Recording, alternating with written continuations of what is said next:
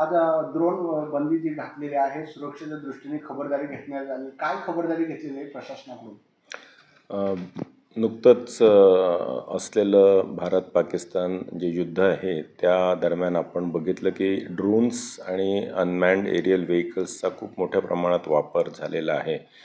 आपल्या इथे पण काही सिटिझन्समध्ये अशा स्वरूपाची घबराट निदर्शनास आलेली आहे की लोकांना काही विमानं जी कमर्शियल विमानं पण आहेत ती पण ड्रोन्स असल्याचा भास वाटत होता.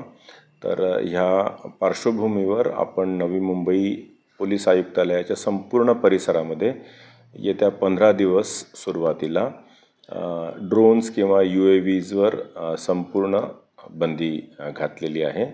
परिस्थिती बघून ती एक्सटेंड करायचं की नाही ठरवण्यात येईल. त्याच्यावर काय होणार? जर आपल्याला अशा स्वरूपाचं कोणीही ड्रोन किंवा UAV विदाऊट परमिशन जर उडवताना दिसलं तर त्याच्यावर ॲप्रोप्रिएट आपले जे BNS कलम आहे, BNSच्या अंतर्गत योग्य कलमान्वये त्याच्यापासून होणारं संभाव्य नुकसान, क्षती ह्याचं असेसमेंट करून ॲप्रोप्रिएट कारवाई करण्यात येईल.